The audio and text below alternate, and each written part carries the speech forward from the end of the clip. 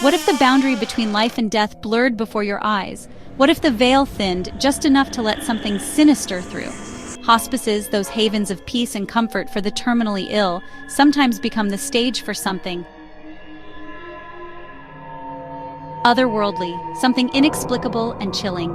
In this video, we delve into 3 spine-tingling, true paranormal encounters reported by those who work and reside within these hallowed halls. Brace yourself, darlings, for a glimpse into the eerie mysteries that lurk in these sacred spaces.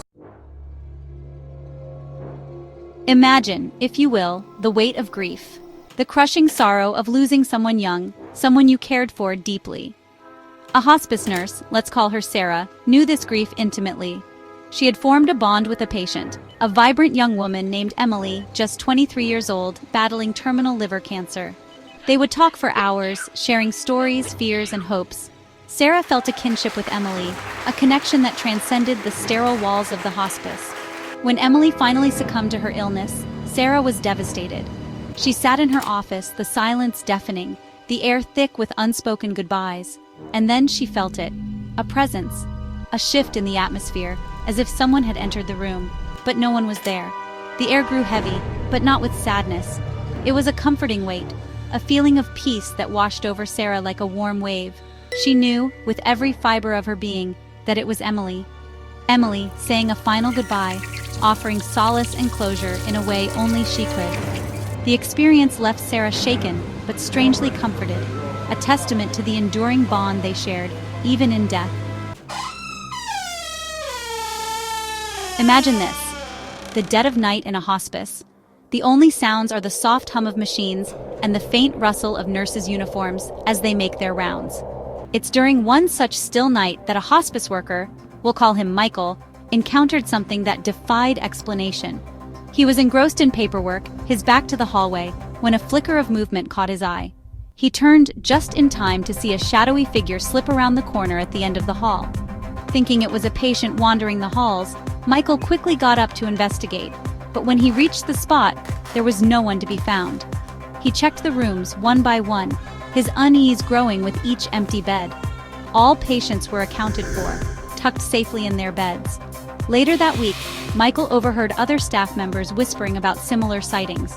A dark figure, often seen in the dead of night, always vanishing before it could be identified. Was it a restless spirit, unable to find peace? A soul lost in the transition from life to death? Seeking closure, perhaps, before moving on? The staff at the hospice couldn't say for sure, but the stories lingered, woven into the very fabric of the building. A chilling reminder that some guests may never truly leave. Chapter 3. The Final Glimpse. Let's delve into the unsettling mind of a dying woman. Confined to her hospice bed, her world shrinking with each passing day, she begins to speak of a mysterious visitor. A man, she says, with a kind face and a gentle smile, appearing out of nowhere. She describes him in vivid detail: his clothes, his demeanor, even the haunting scent of his cologne. The staff, compassionate but pragmatic, dismiss it as medication-induced hallucinations. But the woman insists, her eyes wide with fear.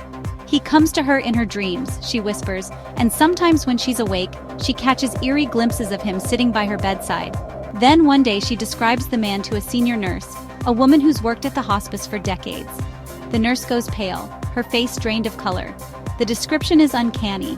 It matches that of a former patient, a beloved volunteer who passed away years ago, his presence lingering in the shadows. The details are too specific, too chilling to be dismissed. The staff is left reeling, questioning everything they thought they knew, their minds haunted by the possibility. Could it be that this dying woman was receiving visits from someone who had already crossed over, a spectral presence in the room? Was it a final act of kindness, a guiding hand from the other side, or something far more sinister?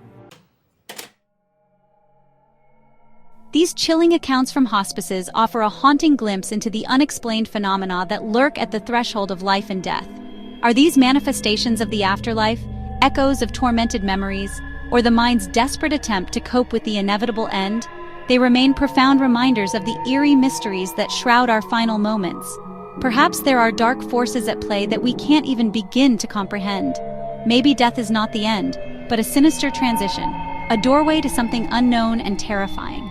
Whatever your beliefs, these stories linger in the shadows, sending chills down your spine and making you question, what if? If these tales intrigued you, please like, share, and subscribe for more spine-tingling explorations into real-life paranormal encounters.